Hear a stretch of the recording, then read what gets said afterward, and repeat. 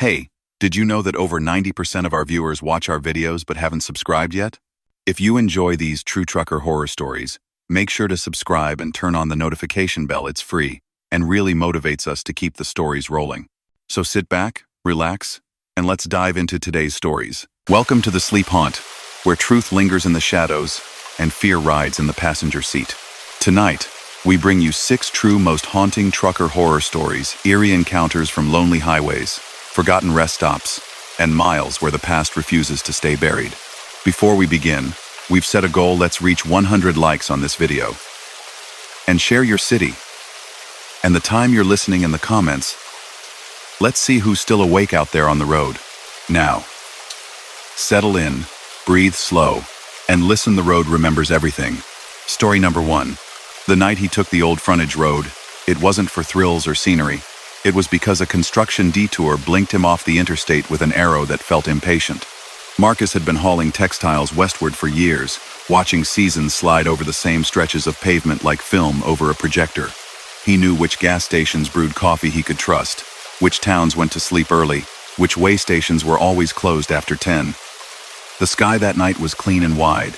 Wind stroked the sage, and the horizon wore a pale rim as the moon tucked itself behind a dull curtain of cloud. The detour led him along a 2-lane ribbon that ran parallel to the dark interstate. On his right, headlights flowed like a distant river. On his left, desert. His CB was quiet except for the low, cozy hiss that kept him company. He hummed along with the tires. The trailer was balanced, the air brakes steady, everything ordinary. The kind of night when the mind unlocked its drawers and let old songs blow around. A handmade sign announced a frontage road. Marcus flicked on his turn signal, out of courtesy to no one. The new lane felt older. Painted lines were paler, the surface a touch more worn. The hum of the tires changed timbre, lower and woodier, as though running over history, not asphalt. That made him smile. He settled back and let cruise control hold a comfortable speed. Half a mile in, the CB crackled. Not a voice. A little pop, then a whisper of weather. It sounded like wind working through pine, but there were no trees for 100 miles. He reached out and nudged the volume, more out of habit than need. "This is fine," he said to no one, his throat dry but calm. He had a bottle of water nesting in the side pocket by his seat. He chose not to drink. He liked to time his sips so the coolness felt earned, like finding a calm pond in a long walk. At mile marker 42 on the old road, a green sign leaned at a tired angle. If there had been a station wagon passing, its headlights would have made the sign flash like a small fish turning. He saw the number, Seashore. A few minutes later, another marker appeared. 42 again. He frowned in a way that didn't move much of his face. Mile markers can be strange on frontage roads. He shrugged it off. But when a third 42 showed up, then a fourth, a little fold of attention creased his thoughts. He clicked the hazard lights on, and then off. 1, 2, like a rhythm.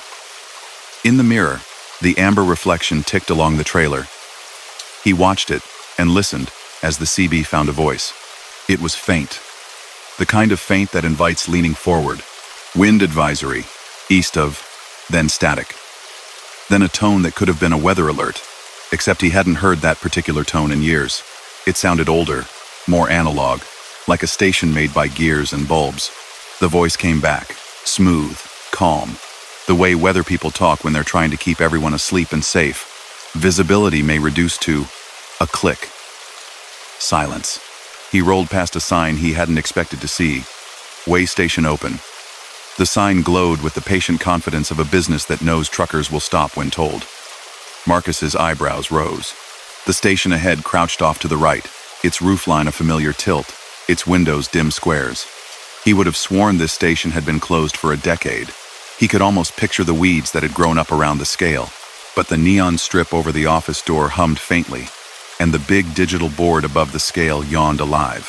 He put on his right blinker and eased off, the steering wheel smooth under his palms, the truck obedient. The lane up to the scale felt freshly swept, the kind of clean that smells like nothing. He rolled the front axle onto the scale. The digital board blinked, then held at 0,00000, like a breath waiting. He let the whole rig perch on the platform. The board flashed. Welcome. Then it flickered. Letters rearranged themselves, a shuffle of planks spelling a new deck. Welcome back. Marcus let his knee lift slightly off the throttle, not braking yet. A moth pressed itself briefly against the windshield. A pale thumbprint, and then gone. He cut his engine out of habit. The sudden quiet made his ears ring. Hum from the neon sign filled the gap. Inside the station office, a lamp clicked on. No one visible moved past the window. The lamp seemed to decide its own schedule. He heard a soft thunk, like a coffee pot settling on a warmer. He opened his door, and the desert night breathed in, cool and almost damp. He stepped down with the cautious grace of someone who spends a lot of time stepping down from high steps. The office door was unlocked. He pushed it with 2 fingers. It swung and bumped a stopper like a polite guest. The air inside was the kind of warm you find in rooms that have collected days. Rows of pamphlets fanned across a wire rack. Winter chains, tire inflation, logbook errors. A paper calendar hung crooked. The photo a mountain with a blue lake so perfect it looked invented. The page said February, no year. On the counter, a logbook lay open. The top line was a familiar name, broken into block letters with a pen that pressed too hard. Not his name. His father's. It startled him not because it meant anything spooky, but because it was like finding a childhood lunchbox in a grown man's kitchen. He touched the edge of the paper, and the ink didn't smudge. He didn't write in the book. He didn't call out for anyone. He listened. Somewhere deep in the station, a door sighed. Then a soft tread moved across linoleum. Light gathered itself and pooled in the hallway, and then receded. He stood very still. He could have said, "Anyone here?" He didn't. The quiet had become a living thing, and he didn't want to startle it. A bulletin board held a faded flyer for a charity convoy. A photo of a little girl in a reflective vest pinned beside it, her smile wide and gap-toothed. Someone had drawn a truck in blue marker beside her, a neat little cab and trailer, with a happy face where the radiator would be. The corner of the flyer lifted and settled with the breath of the air vent. The CB in his cab crackled from far outside. He heard his own channel, low and familiar. A voice came through like a coin rolling under a dresser and settling. "Eastbound miles ahead." The sentence paused. The voice restarted, but it wasn't a voice anymore. It was his voice. Not exact, but the shape of it. "Eastbound miles ahead. Keep. Right. Keep. Then it dissolved to a bright fizz and vanished. He stepped backward slowly, as if returning a borrowed book to a shelf. Outside, the night had thinned, though his watch still assured him it wasn't near dawn. He climbed back into the cab and shut the door gently. The digital board flicked off, then flashed on again, as if it had forgotten something. He turned the key, and the engine came back with the low, friendly drone of a dog who knew him. He eased off the scale and back onto the frontage road. The speed picked up like a thought being finished. The old mile marker waited. 42. He passed it. He counted out loud, counting seconds, letting them drape over the road. At 60, the next marker appeared. Sishirar. He tasted the shape of a laugh, not humor, just the edge of one. He kept going. The interstate ran beside him, steady as a heartbeat. Taillights drifted past like red stars, migrating. His phone on the passenger seat vibrated once. A notification. No bars for service out here, so that was strange. He picked it up at the next straightaway. Weather alert. Dust event, 9:14 p.m. The time on his dash said 11:03. He set the phone down, not pressing anything.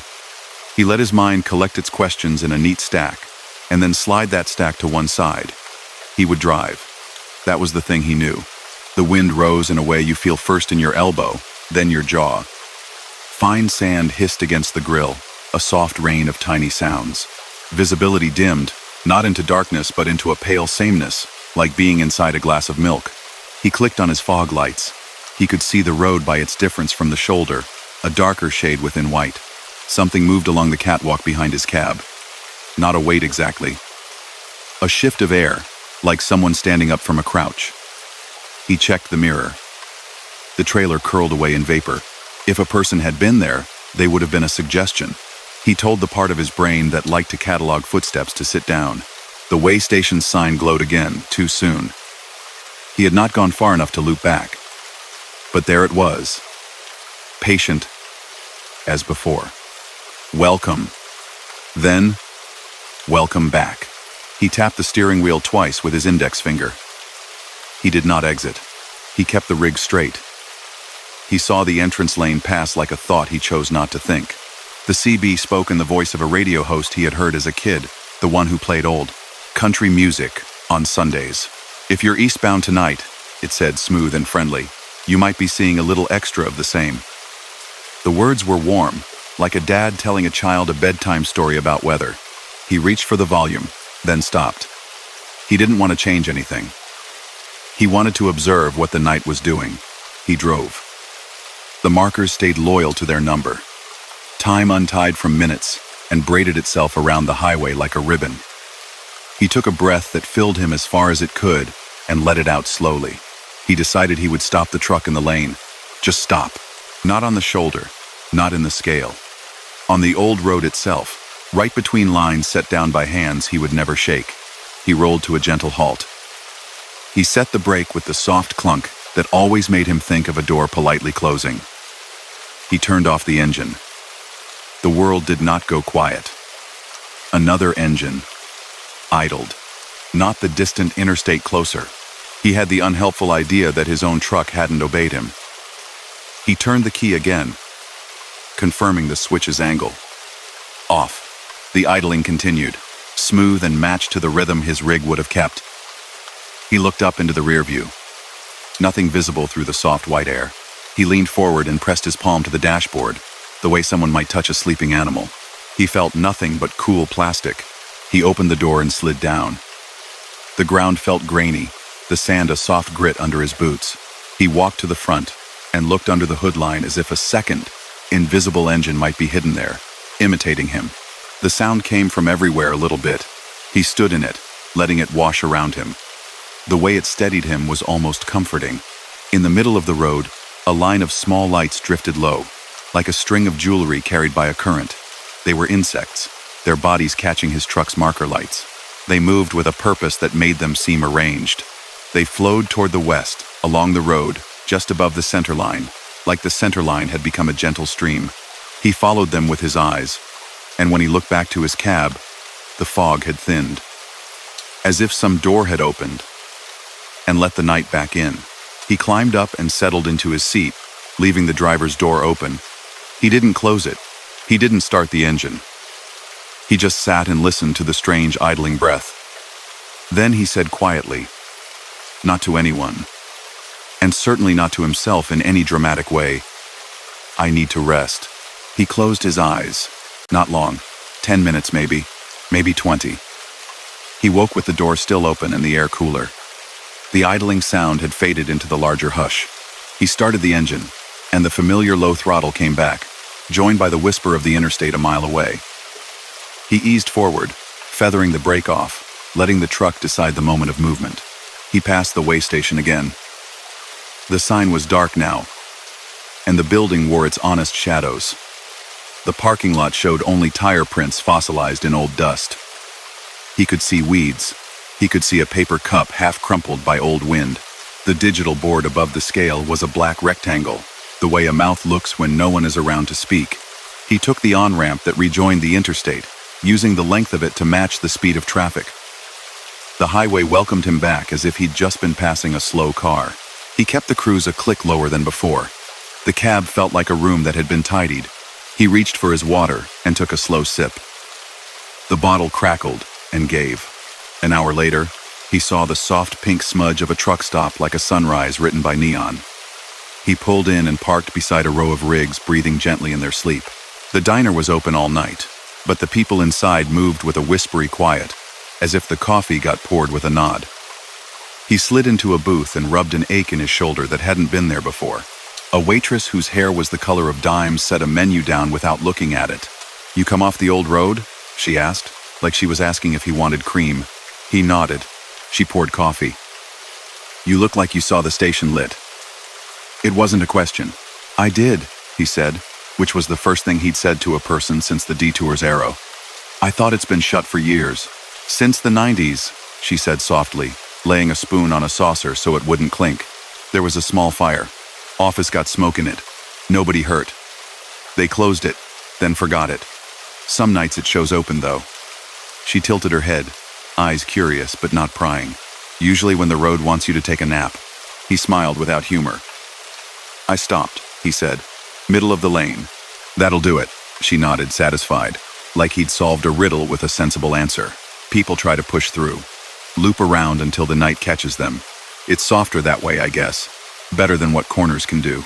He ate toast and eggs, the kind of breakfast that convinces the body to be brave again. He didn't tell anyone about hearing his own voice on the CB or the insects that seemed organized. He didn't mention the logbook with his father's name because it felt like something private. He paid with a card that stuck for a second before the machine let go. He pocketed the receipt. In the morning light, the old road looked like any frontage road. Weeds, buckled shoulders, a snake of baby tumbleweeds practicing being big. He drove past the turnoff without even glancing at it. On his next run through those parts, he took the interstate and sang with the radio just to keep the air moving. He didn't need to test the way loops worked. Months later, in a different state, he flipped through radio stations and caught a familiar weather voice speaking over a song for half a second. Visibility may reduce to, it cut. He smiled and turned the volume down, and the night became regular again. He kept a coin in his cup holder after that. An old quarter with the edges softened by pockets. On long nights, he would toss it when he was tempted to gamble with his rest. Heads, he'd pull off at the next lit exit. Tails, he'd pull off at the next unlit shoulder with room. He always pulled off. The road seemed to like that. It gave back fewer tricks. The mile markers started to behave. And on clear, quiet nights, if he ever happened to pass a way station with a sign that read open in patient green, he would let the rig keep its steady pace and say, very softly, I see you, and the sign would wink into its harmless dark, like a friend who knew he'd learned the rule. People talk about the old road around that town, usually right before dawn when conversation thins to a thread. Some say the station waits for drivers who think they can bend the hours, and when they do, it bends back, gently as a hand on a shoulder. Some say nothing at all, because the story isn't a warning so much as a lullaby with a lesson humming under it. He delivered his loads on time and slept when the truck told him. And when, on rare nights, he woke to the sensation that a careful tread had crossed his catwalk, he didn't turn to look. He just said, all right, and closed his eyes, and the tread would continue past, stepping down into the night satisfied. Story number 2. The pass had a way of deciding who got to cross. Elena knew that before she ever ran produce through the high ridge. The road curled like a ribbon around granite, evergreen spines combing the wind. Her reefer unit hummed behind the cab, a steady, cold-throated whisper keeping a trailer full of lettuce crisp. She'd started the climb near midnight to catch the lull between storms. The weather app showed a narrow window of cloud-thin quiet. The mountain had other plans. Fog came in from nowhere. One moment the stars were brassy and hard, a handful tossed on black velvet. The next, the world was blurred chalk. Her high beams only made it whiter. She clicked down to low, let the fog lights do the soft work near the ground, and eased her speed until the center line and the rumble strip were the only truths in sight. The grade tilted and held. Pine scent worked through the vents in waves, like someone had opened a door and closed it gently again. She talked to herself the way people do when no radio can hold focus. Not with full sentences, not pep, just the small, practical notes a driver makes out loud. Feather it here. That's fine. 2 more curves like that. Her hands stayed loose on the wheel. The truck moved with the sleepy grace of a large animal that trusted her. The first sign that something was off was the board that shouldn't have been lit.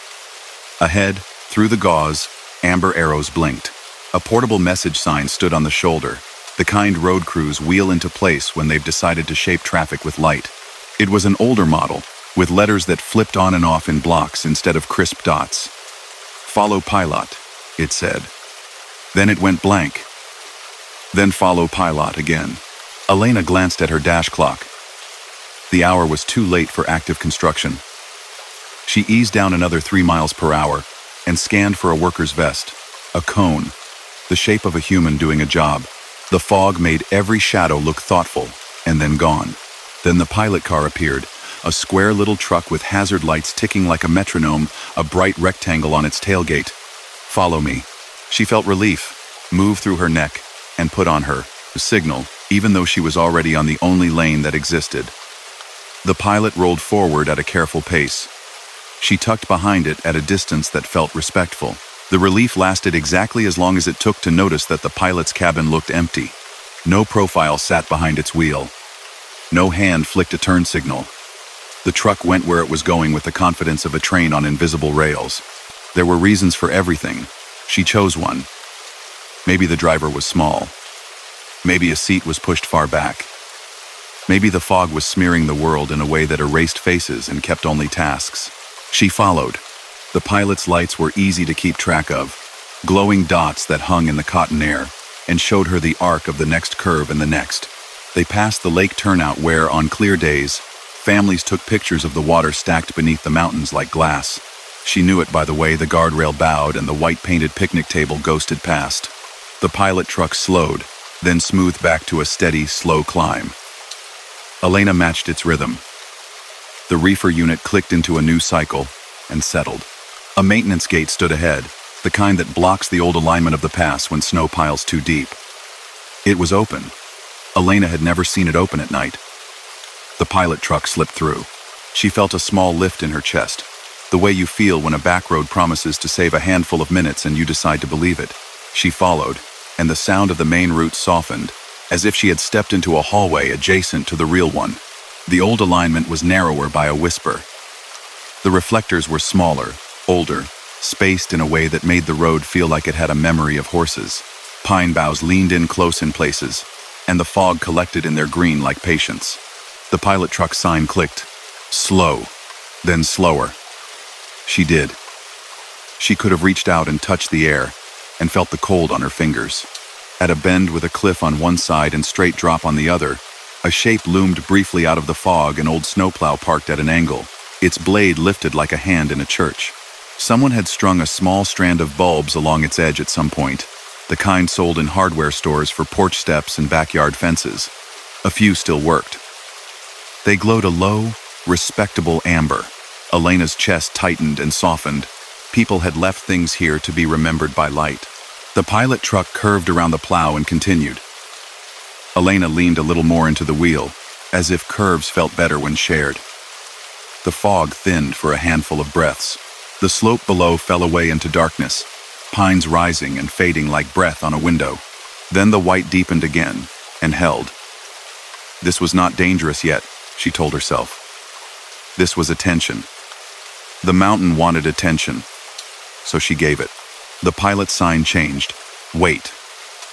Then the truck stopped beside an old scenic turnout, a pocket of flat earth where once, long ago, tourists in clean coats had admired the world with thermoses in hand. The pilot pulled into that pocket and faced forward. Its hazards continued their patient conversation with the fog. Elena eased in behind it and set her brake.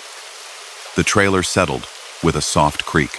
She stared at the empty cabin of the pilot and found it easy to imagine that a person sat there, head bowed to a log sheet, making neat notes. She didn't test the thought by getting out. The fog in front of the turnout opened like curtains parted by a careful hand. For a moment, she could see the main highway 100 feet away, one lane up, one down, the opposite wall of the pass. The view held steady like a photograph. Then something moved across it, slow, heavy, patient, not a creature. The mountain. A rock, then two, then a whole shrug of hillside rearranged itself in silence, as if sound had been instructed to wait its turn. The fog swallowed the vision. A full minute later, a sigh rolled through the old road under her tires, a vibration the way thunder sometimes comes after lightning when the sky remembers what to do. She kept her hands still, and her breathing steady, and thought about the fact that she didn't know what would have happened if she'd stayed on the active lanes, in the place that had just become filled with not road. She didn't picture it. She just let the knowledge be a cool coin on the tongue of her mind. The pilot car sat very calm in front of her and flashed its hazards like a friendly pulse. The radio went abruptly to static. She hadn't noticed it had been on, a low murmur of music in the background. The static wasn't fierce. It was like rain, that wasn't wet. Through it, a tone chimed. Not an emergency tone, nothing official. A single note, the kind a microwave makes when it's finished heating something you're eager to eat, polite and certain. The pilot's sign flicked back to follow me. Her hands found the wheel again without needing to be told. She released the brake. The pilot rolled, and she rolled after it. The maintenance gate was still open when they reached it again, though she couldn't have said when they had passed under the arch the first time. She eased back onto the main pass. The fog thinned as if reassured by her obedience. She kept going, and the pilot's hazards dimmed as it gained the next curve, then the next, and then vanished. The way a friend slips into another room without making a thing of it. Elena watched the empty road ahead, and the empty mirrors, and felt something gentle settle in her chest, like a hand resting there, not heavy, just present. Miles later, a line of flares bled soft orange against the fog at the shoulder. A patrol SUV idled, blue bar muted to a cautious rotation. A worker in a bright coat lifted a hand and motioned her to glide through. He made the circle sign with his finger. Keep moving. His other hand was on his radio, and the radio nodded as if it understood. She passed the place where the rock had kissed the lanes. In the fog, she saw only darker fog. She did not squint to find the edges of what had changed. She kept her attention where it belonged. Her tires purred. The reefer breathed. She felt the mountain under her like a large animal sleeping, shifting gently. At the summit pullout, she stopped. Partly because her knees asked for it. Partly because she wanted to prove to herself she could be still in the thin air of almost. She parked far from the other sleepers, in a corner where the snow fence clicked softly in the wind. The pilot car was not there. Of course it wasn't. A snack wrapper skated along the concrete and lodged itself lightly against her tire, as if the earth wanted to tuck her in. She stepped down. The mist beaded her eyelashes. The cold bit politely at her cheeks. There was a small building, with a bulletin board pinned under glass. Notices were layered there like geology. She read the topmost one. Chain requirements, when posted. Below, a faded flyer in blue ink. Winter Safety Night. Community Hall, 1986. The date was too old to be anything but a souvenir. She smiled with one corner of her mouth and went back to the truck. In her cab, she scrolled through her dashcam. It had recorded the lane, the fog, the dance of her own marker lights. The soft shine of reflective eyes on the guardrail. It had not recorded the pilot truck. She watched herself slow, turn into the turnout, wait. In the frame, just fog, and the pale shape of the world. When she watched long enough, she thought she could see something like a suggestion of a square dark within white, where the pilot might have been. Or it was nothing. It didn't matter. Her tachograph had a neat little dip for minutes spent waiting. Numbers believed her without drama. She drove down the far side as the east gathered light. Pines shook fog from their tips like dogs coming out of a stream. The road unwound. At the base of the pass, a town spread itself along the river, a few porch lights still on, a bakery opening its door for the morning and letting cinnamon into the street. She pulled into the depot for a quick break and a cup of coffee she could hold between her palms. The counter girl had a braid the color of wheat and a name tag that said Mara. "You made it over," she said, like they'd been in a group chat. "Heard there was a slide." "Not where I was," Elena said. Her voice surprised her. It was soft, as if she were telling a secret to someone who wouldn't repeat it. Mara leaned in a little, elbows on polished wood. "They do that sometimes," she said. "The mountain, I mean, opens and closes things. My granddad plowed up there. He used to say the old road had a personality. He said if you see a little truck with a sign come up out of fog, obey. Don't ask questions. Don't blink big." She grinned, a quick flash that took all fear out of the words. He was dramatic like that. Elena sipped her coffee. It was hot and honest. "Did he ever see one?" He said once the sign told him to wait while a moose family decided what they thought of winter. Mara shrugged. "Hard to tell with Granddad. But the part about obeying things that help you be patient that's sound." When the cup was 3/4 empty, Elena went back to the lot. The brake had braided her back together in a way that felt useful. She checked her tires and tapped each with her mallet. Listened for tones that told her everything was holding. At the rear doors, she paused. In the top corner of the reflective, tape, a shape had formed out of road grime and dew, a triangle pointing left. It could have been nothing but randomness. It could have been a message as simple as, "There was a turn once, and you took it, and it saved you a few minutes of someone else's emergency." She wiped it away with her sleeve before it could feel too much like superstition. Her route took her onto the flats, where the mountain became a postcard taped to the horizon. Radio stations multiplied. She tuned to one that played old songs about trains and rivers. The sky resolved into a bright, ordinary day. Trucks climbed around her and rolled back behind, and the world was full of people doing what they knew how to do. That night, parked at a tidy little truck stop with bushes clipped into respectable shapes, she called her sister and talked about small things. Grocery lists. A movie she would probably never see. A recipe for soup that would cure everything or nothing. She didn't say anything about a pilot truck. She slept with the window cracked, and the night talking in its courteous way along the catwalk and mirrors. Weeks passed. The past became a line on her route she took without thinking too hard about it. One late dusk, rain stitched itself across the windshield in silver threads. And she took the climb again. No fog this time. No surprise messages. The plow was still there at the turnout, blade quiet, small amber bulbs dead now, or very tired. She said hello inside her head as she passed, a greeting offered to the shape of a memory because it had been kind. In a different town, at a counter with a worn edge and a good pie under glass, she heard two road workers talking in the corner. Not about her. Not about anything sharp. One said, "Remember those old flip signs? The ones that eat bulbs?" The other laughed. "Hated those. Thing would run all night if it felt like it." The first shook his head. "Still, swear some of them got left with a little charge. You'd be up there and every once in a while a board would blink wait, and you'd wait, and then a log would slide down right where you would have been. Not spooky, just helpful." Elena tucked that away. Helpful. The mountain had not tried to frighten her. It had simply asked for obedience with a language she understood. Tail lights, hazard flash. A polite command spelled in light. She could live with that. She could even be grateful for it.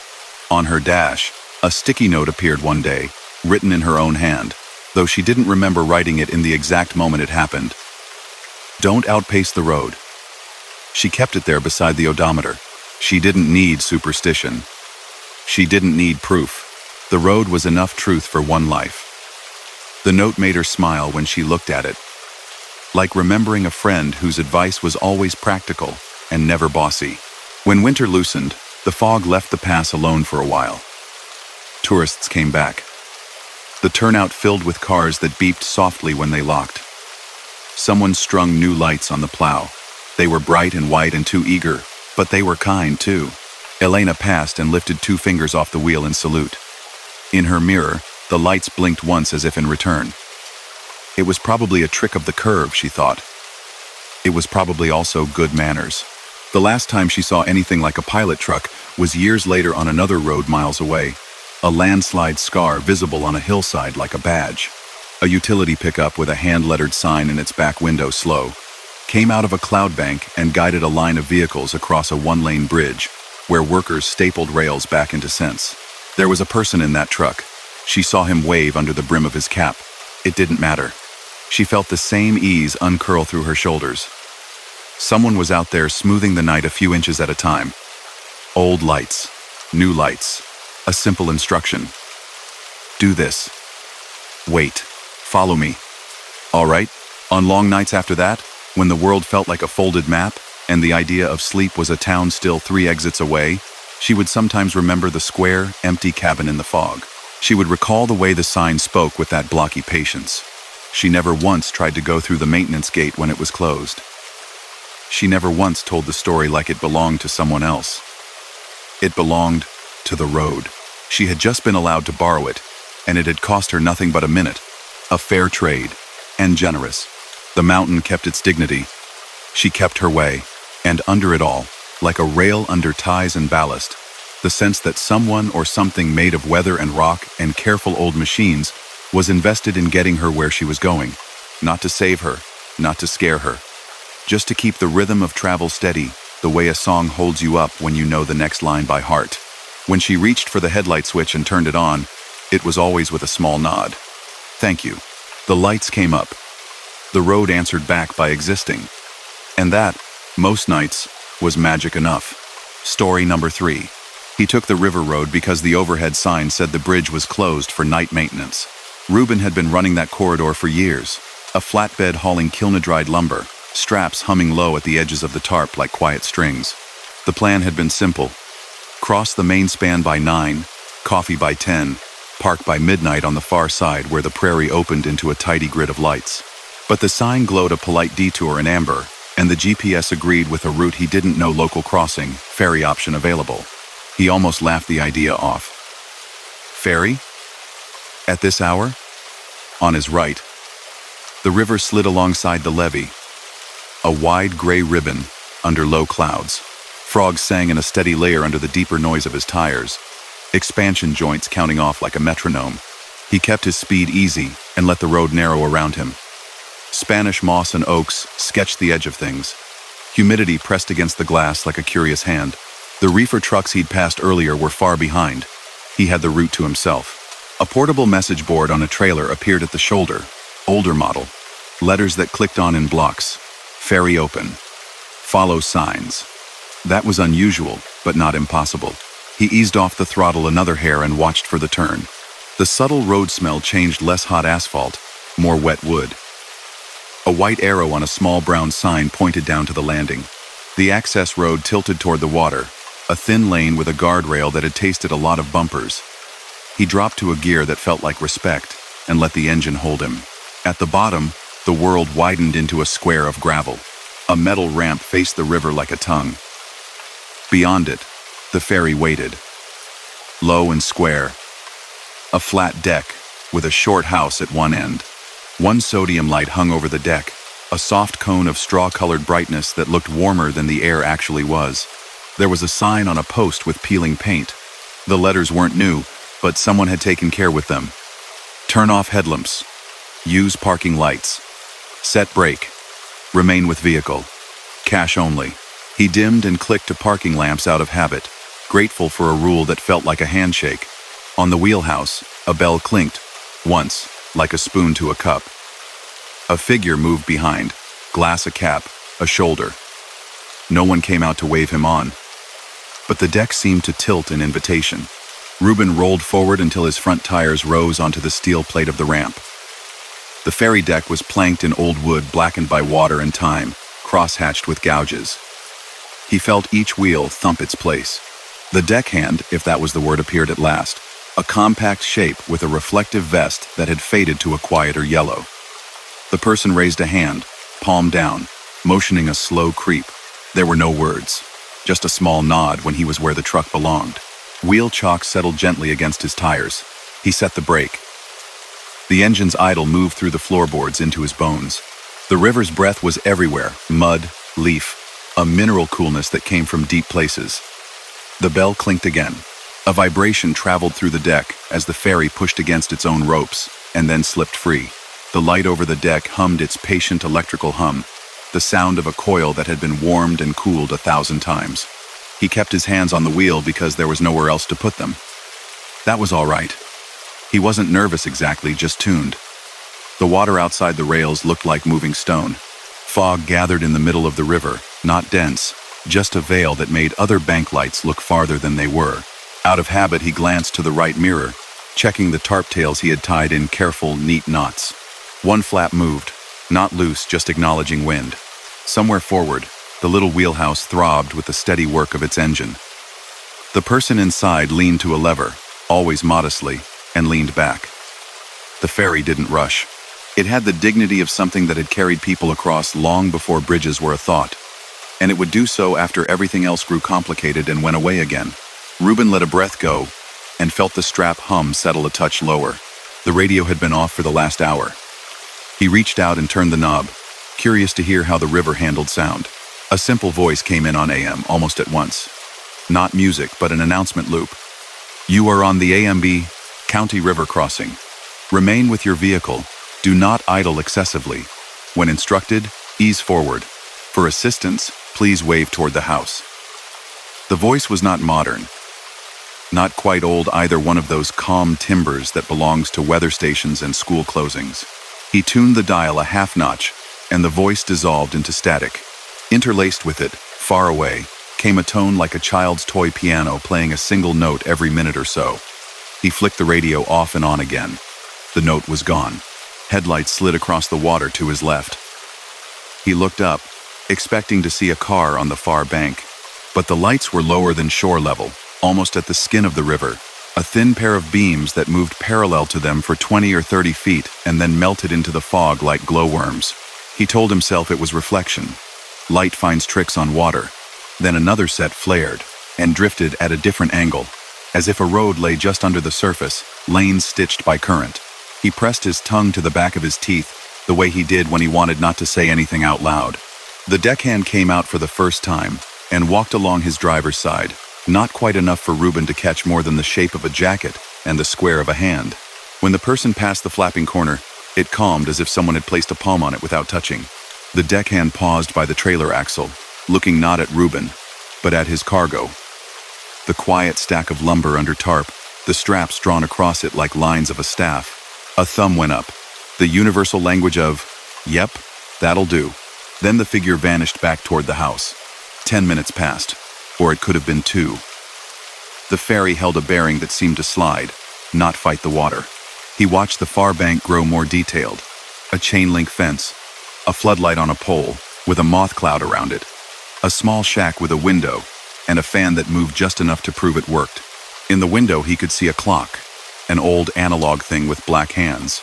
The minute hand twitched, and then jumped backward a fraction, and then forward again, like someone hidden inside was correcting it with a fingertip. His phone buzzed against a coffee stirrer near the cup holder. One bar of service winked, then none. A voicemail notification arrived with no ring, from an unknown local number. River office. The timestamp said 10:04. The dash clock read 11:21. He let it be. The bell at the house clinked a third time, softer now, as if speaking through the pocket of his jacket. At midstream, the ferry paused. He didn't feel it as a stop, more as a deepening. The engine tone shifted down in a slow, deliberate step. The deck settled. On the far side of the shape of the wheelhouse, a horn sounded, distant, a single long note that made the air thrum in his chest. It wasn't the ferries. If he'd been inland, he would have thought train, but he had seen no rails. The sound arrived without owning a source. The river answered in small ways, ripples, a darker line where the current leaned. His leftmost strap decided to sing then, really sing, the pitch rising in a glassy sweep as the air slid along it. He pulled his eyes to the mirror and watched the tail begin to dance, more excitement than he liked. The old post's instruction sign about remaining with the vehicle had the weight of rules that aren't negotiable. He kept both hands on the wheel, even though his whole body wanted to hop down and snug everything by habit. The deckhand appeared again, as if conjured by need, and stood where the strap's shadow fell, not touching anything. The pitch lowered a little. The person lifted a hand palm toward the line, and the line seemed to notice. The hum settled to a sweet undernote, the kind you hear from power lines on damp nights. It was not an illusion exactly. It was cooperation. Reuben exhaled a laugh that didn't feel like humor. The deckhands stayed where they were for a long breath, then went back to the quiet brightness of the house. The ferry resumed moving. The engine tone climbed a step. He let a memory pass through him without catching it. The first time he'd been on a ferry as a kid, his father's hand heavy on his shoulder. A bag of sunflower seeds clicking in a pocket. The deck had smelled like rope and old paint. The river had smelled like root beer dirt. He pushed the memory away gently. The river under him might not like to be crowded by other rivers. The landing on this bank looked different from the one he'd used to board. Newer, not new different. The ramp was poured concrete with rebar ladder marks at the edges where seagrass peeked up. There was an office box to one side with a ticket window. Its shades were lifted. A small lamp burned inside, a little orange circle that might have been a candle. A paper calendar hung on a nail. He could not read the month. The ferry bumped the landing with a careful kiss. Not hard, just enough to tell all the parts of itself, "We're here." A drawer scraped in the wheelhouse. The deckhand came out with a metal cash box, the kind with a chrome handle and a slot. They went to his window. He rolled it down an inch. Night air lay against his cheek, cooler over the water than it had been on the road, damp as linen hung in a still room. The deckhand's voice, when it came, was softer than he expected. "1 truck," they said, as if reading a poem. $5. It was a nothing price.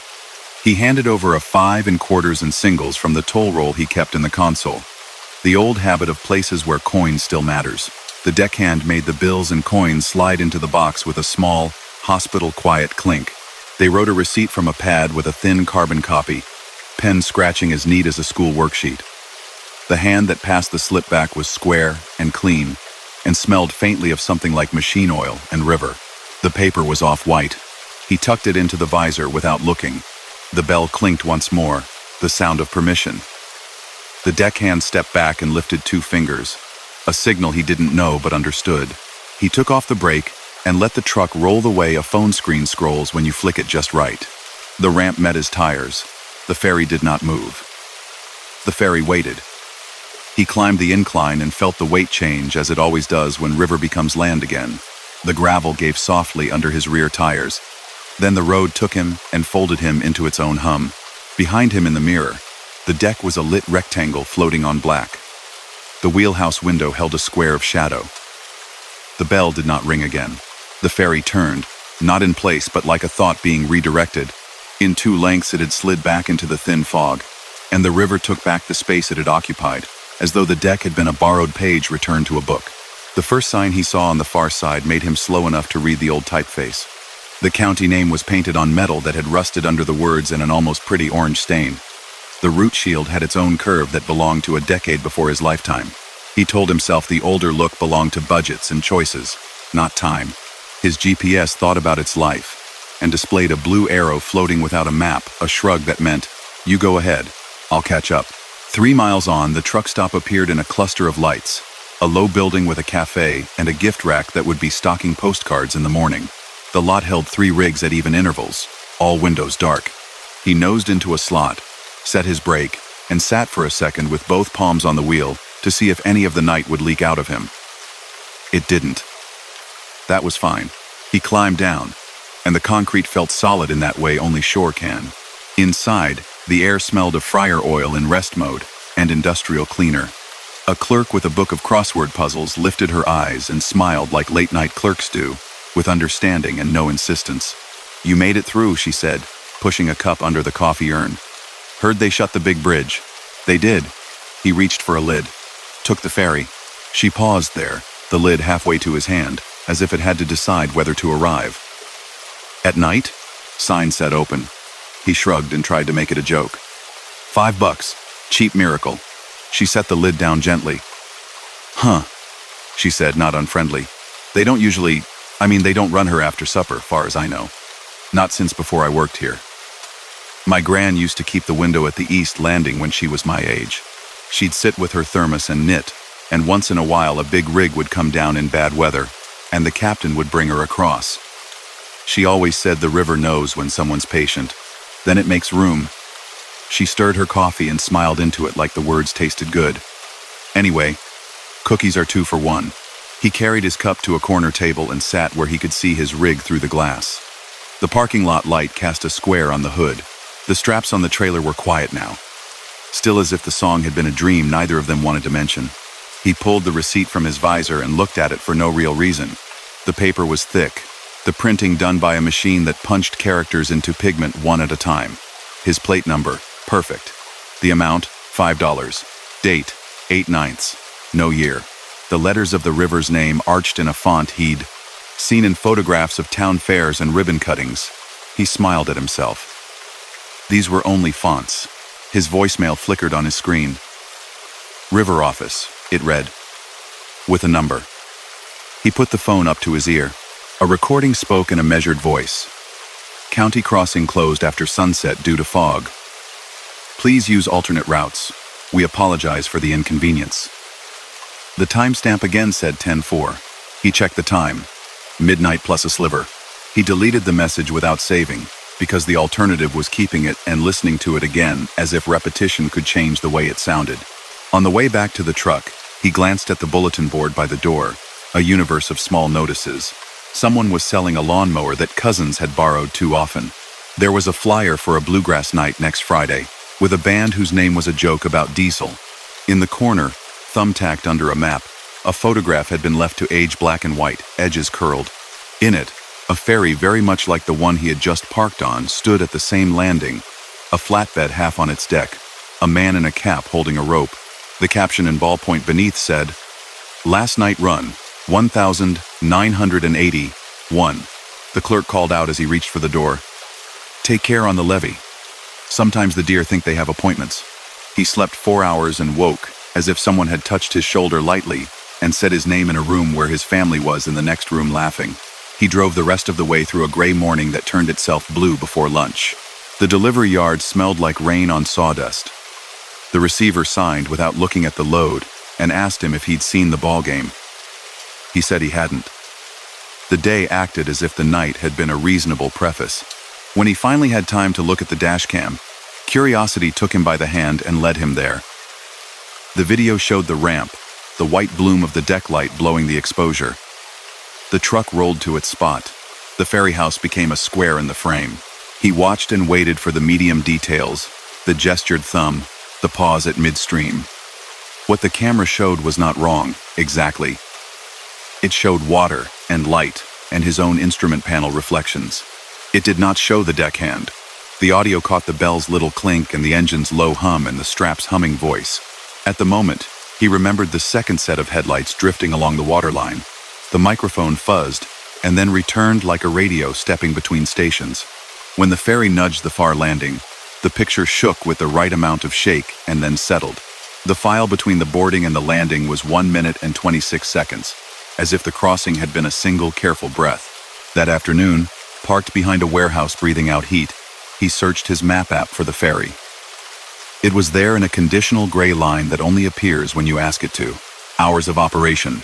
Daylight only. Note. Subject to weather. He sent a message to a friend who ran the same route sometimes. "You ever take the river at night?"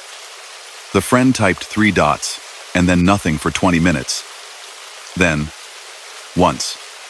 Winters ago. Fog had the bridge folded up like a napkin. Followed a county truck down. No one charged me, but a guy gave me a paper ticket and said keep it in the visor so the river would know me next time. Tossed it later. Kinda wish I hadn't. The next week took him away from the river. He ran the dry states, where the horizon stacks itself into postcards, and the air is a thing you drink with your eyes. He slept in gravel lots with the sound of crickets, sawing the night into neat little pieces. When he did return to the river road, spring had pushed new green into ditches, and the frogs were back to their cords. The overhead sign didn't say anything about the bridge. He took it as if it had never been any other way. He told no big story about the ferry to anyone, not because it was too strange to explain, but because if he stripped it down, it sounded like this. A piece of the world functioned in a way that was slightly older than advertised, and exactly as careful as it had to be. It had made a place for him because he had arrived with enough attention to accept it. On long drives after that, when rain pulled its drumhead taut over the air, or fog stitched a hem between the fields and the sky, he sometimes heard, under the steady confidence of his engine, the taste of a bell. If his strap began to sing, he would speak to it in the cab with an easy voice and tell it what it already knew. "You're doing fine." It would settle. A month later, he stopped at a cafe on the eastern side, where a bulletin board held a new paper printed in the uneven lines of a home inkjet. County to restore historic ferry house. Donors welcome. There was a photo of the little building he had floated toward that night, paint flaking, door slightly ajar, sunlight bruising the edges of the frame. A handwritten note at the bottom. Stories collected at the museum Saturdays 2-4. He stood and read the note, and then sat and let his coffee cool and then moved on, because some stories are just parts of roads and time and need no help being told. The river would tell them to itself. Every so often, at other crossings miles away, he saw something on the surface of water, a shape of light, a suggestion of a lane, and he would blink, and it would be gone. Bridges vibrated the way bridges do. Toll booths collected a price that had nothing to do with money. People waved him through with the authority of small jobs done right. He kept the receipt in his visor until the sun bleached it unreadable. and then he put it in the map pocket where old receipts live until they turn into confetti and purpose. He carried a folded 5 in the tray between the seats after that. Not because he would need it for a ferry, but because it was good to have something ready for whatever the night offered with a bell and a slow gesture. Rivers remember. Roads do too. He let them do their remembering while he did the one thing he had been asked to do all along. Remain with his vehicle. Eyes soft and attentive. Brake set when it should be. Hands calm, until a small sound told him to move, and the way forward opened like a door someone had been holding for him all along. Story number 4. He had planned to push another hour, finish the straight stretch across the panhandle, and call it a night where the interstate bent toward a river. But the wind leaned on the truck just enough to make the steering wheel feel like a conversation, and the sky ahead had turned the color of a turned-off television. Jay took the exit for a rest area he didn't remember. A new sign with a tidy font, Prairie View. The arrow pointed toward a low building with a landscaped mound of buffalo grass and a line of young trees learning to be brave in open air. Past the building, the land opened like a held breath. Somewhere beyond the fence, a field of radio towers stood black against the dark. They weren't clustered. They were spaced like a measured thought, each with red lights that blinked in a slow, patient rhythm.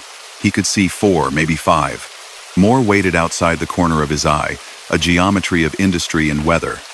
Guy wires ran from the towers down to anchors in the field, taut lines that seemed to hold up pieces of sky. He took the far corner of the truck lot, away from the handful of rigs already sleeping, where the curb curved around a patch of prairie grass. The wind came from the south, carrying the dry smell of dust sifted through long miles. He set the brake, watched the air suspension settle, and let the engine idle for a moment longer before cutting it. He counted out the clicks of cooling metal like someone counting the last notes of a song. The building had a glass facade that reflected his rig back at him as a polite suggestion. A plaque by the path to the restrooms held little facts about the prairie, how roots run deep, how lightning seeds the grass in ways both chaos and plan. A smaller plaque, almost shy, explained the towers beyond the fence. Broadcast farm, it said, AM and shortwave. Established 1953. Please respect private property. No public access. He'd driven past radio farms before, but they'd always been daytime, just a line of red dots in his periphery. At night, they felt like lighthouses without water. He climbed into the sleeper, arranged the curtain, and propped his phone on the shelf where he could see the time without thinking. He liked the shape of routine. Shoes tucked beside the seat, wallet in the slot on the dash, keys where they always went, water bottle filled halfway so it wouldn't sweat onto anything important. He turned the CB to low, not to talk, just to let a line of soft noise keep him company. The old radio was less a tool these days than a habit his hands carried out. He lay down and listened. It was supposed to be quiet late, wind low, no rain, nothing but expansion joints in his memory. The quiet had texture. Some of it came from the towers. A hum threaded the air, too low to name. It wasn't a vibration he felt in the truck. It was a presence around it. A familiar complaint from the refrigerator in his own kitchen would have had the same shape. He wasn't worried. Jay understood how metal can become a sort of ear. The CB popped. No voice, just the neat trickle of static when a carrier touches the edge of a channel. He reached up and dialed it down another notch. The rest area's sodium lights buzzed in solidarity. A car pulled in and out again. A toddler, carried past on a hip, observed the night with a seriousness only toddlers manage. The towers blinked red in a slow, unsynced waltz. He closed his eyes. Sleep collected itself a little way off, not far, as if asking permission to come closer. He let his breathing find the rhythm it likes in strange beds. 10 minutes later, or 1, the CB spoke with a voice that made him open his eyes. Check 1 to 9, eastbound mile 1, 70. Anyone got eyes on that fog? It was a voice from another decade, the lilt of it, the way it folded vowels. Friendly, unhurried. He waited for a reply, but the carrier dropped, and the channel went back to a fine sift of sound. He closed his eyes again. The guy wires sang a high, glassy note as the wind stepped up, the sort of song wires make when air moves just right. The pitch shifted as the gust shifted, and for a few seconds, the tone fell in with the CB hiss and made a ghost of a chord.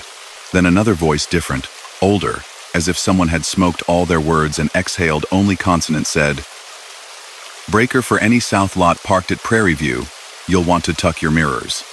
Jay's eyes opened. He would have sworn the voice wasn't quite in the radio. It was just near enough to trick the air. He sat up. The curtain lifted in a small wave as a new gust found the truck's sides. He reached a hand through the gap and flicked the CB off completely. The hiss died. The hum in the world did not. Outside, the red blink of the towers continued, patient and precise. "Tuck your mirrors." He slid into the driver's seat and looked at his mirrors. He never folded them in. He liked to see the world moving, even when he was still. But the wind had a way of catching the passenger side and making it shimmy, a small shiver that could shake a hinge. He rolled down the window enough to reach out with one hand and bring the mirror arm in a fraction. The night's breath pressed cool against his knuckles. He did the same on the driver's side. The world changed shape. The towers were still there, their pulses now just out of the corner of his vision. When he settled back, a tone came from someplace that wasn't the CB and wasn't his phone. It was a soft ping, the kind a microwave makes when it's finished. He looked around at nothing, smiled at himself, and listened harder. The wind ran fingers along the wires again. The tone didn't return. He tried sleep a second time. It came closer, sat down at the edge of the bed, watched him for a while. He drifted toward it, and then away like a boat nudged by small waves. Out by the fence, something moved, a flock of night birds lifting as one and resettling, or the grass itself deciding to be a different shape for a few breaths. The hum gathered itself into a word that wasn't a word. Here. Headlights slid across the ceiling of the sleeper, slow and low. Through the curtain he could see light diffused through fabric, the presence of something larger than a car. He pushed the curtain back an inch. A pilot car with an oversized load banner rolled into the lot and stopped near the entrance, hazards tick-tick-ticking, steady and confident. A second pilot car followed. Then, slow as thought, a long truck appeared, the kind that carries wind turbine blades, a white shape so long it looked like the horizon had been rolled onto a trailer. It moved at a crawl, obedient to physics and patience. Jay's rig sat in the only corner where the long truck's arc would not need to be. He realized, with a cold little dose of clarity, that if he'd parked in his usual way, third slot from the building, easy pull through their line would have had to stop and figure him out.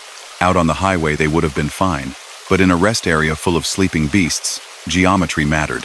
He watched their pilot walk the corner with a flashlight, beam held low to the ground like someone carrying a candle in a dark church. The light found the edge of the curb, the angle of the grass, the metal of Jay's front bumper. The pilot's face lifted toward the sleeper, but he couldn't see a face, just the square of a reflective vest, the suggestion of a baseball cap. The pilot car beeped twice, not loud, and pointed two fingers toward their own eyes, then to Jay's rig. The kind of signal that said, "You good? We see you." He raised his hand where they could catch the movement. The pilot gave a small, practical nod and went back to the complicated dance of long loads turning inside the small world of a lot. He didn't start the engine. He didn't move. He tucked his foot flat on the floor, as if pressing a brake that was already set. He watched the blade ease past. The tip floated within a foot of the grass where rabbits were probably holding their breath in small, organized bodies. The truck's driver feathered forward, the blade waiting for the whole world to agree to its plan. As they cleared the corner, Jay's mirror whispered, a soft click of hinge that might have been gratitude for being folded. The pilot passed his window again and, without looking up, tapped the air twice with the edge of their hand. Thank you, or good choice, or just the motion of someone knitting a night together. He could have gone back to bed then. But sleep had decided to walk a slow loop around the lot. He swung his legs down and stepped into his shoes. Outside, the night touched his face with cool fingers. The scent of sage came from nowhere it could, and yet there it was. The towers hummed, the guy wires sang. Up close, the song was not one note. It was several voices weaving and unweaving. The wind does that in harp strings and fences and antennas. The ears make patterns because ears are hopeful. The path around the building had one of those signs that shows where to go if weather turns suddenly mean. Tornado shelter, arrow, basement. The glass door into the lobby was locked, lights dimmed, a vending machine exhaling its gentle cold next to a map of county attractions. On the map, someone had circled the spot labeled Historic Telegraph Station and written a small note. Saturday tours, ask for May. A bench faced the field. Saturday. The red lights on the towers blinked together for a moment, as if they had agreed to salute something he couldn't see. Then they went back to their own rhythms, like friends who have shared a joke and are back to reading their books. He could hear insects that didn't seem to mind the human infrastructure, their song adding a ribbon to the bigger hum. The CB in his cab, off and useless, could not have been the source of the next voice. It arrived thin as floss, a thread through the air. South lot, it said, with an even quiet. Hold. It didn't belong to a person he could summon a picture of. It belonged to a function. The second long load rolled in. This one carried a tower section, a pale cylinder that looked like part of an unrolled telescope. The pilot cars nudged it into place with light alone. Their hazard switched to a steady burn. Engines breathed. The wind pushed its cheek against metal and then away. The voice returned, barely there. Hold. Then go. When the second truck completed its careful turn and glided back toward the ramp, a patrol SUV rolled slowly by the entrance, its blue and red bar dimmed, not off. The driver didn't stop, just lifted a hand in the way of someone who doesn't want to disturb sleep, but needs to be seen by someone, if only to count as present. The convoy moved on. The lot returned to itself. Jay stood and let the wind press the hem of his shirt against his back. He thought about how much of driving is deciding which piece of advice to obey. The official ones. The ones the weather gives. The ones the road gives when it seems lift to talk. He had never before obeyed a hum. The towers sang another set, a warble that resolved itself by accident into something like a word. He heard his own name in it. Or thought he did. Not said properly, just the shape of his name folded into sound. He smiled, small, a private thing, and made a motion with his hand the way you do when a bee circles and you don't want to hurt it. That seemed to be enough acknowledgement. When he got back into the cab, his phone lit with a notification he hadn't expected. A local AM station had begun streaming a thing he hadn't asked it to do. The app didn't say why. He tapped the banner and let it open. A voice filled the small space of the sleeper, perfectly clear. This is the Prairie View Traveler's Information Loop. Winds out of the south at 20, gusting 30. High-profile vehicles use caution. Oversized convoy staging from mile marker 205 through 211. Please remain parked if directed. Thank you. The little gray text below the play bar said, Live. The timestamp on the app said, 12:11. He'd never known a rest area to have its own traveler's loop. Maybe that was a thing here. He set the phone down and let the voice drape itself over the night like a reassuring blanket. It repeated in 5 minutes, the same words, the same tone you use to keep a room calm. Somewhere around the third loop, sleep finally came to sit down next to him and touch his shoulder. He drifted off with the red blink of the towers sliding in and out of his thoughts.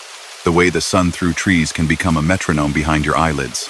He woke at 3:17, the kind of waking that feels like a tap from the inside. The tower light still blinked. The wind had gentled. The hum had softened to the place where it became part of the background of the universe. He listened for the traveler's loop. The phone stayed still, no banner, no sound. Outside, a semi hissed as its air tanks bled and reset. Another engine turned over with the resigned duty of a dog getting up from a nap. At dawn, the field changed color in a way that felt like kindness. The towers turned from silhouettes to ribs against a pale sky. Meadowlarks added their clear notes to the physics songs. He stepped out and stretched.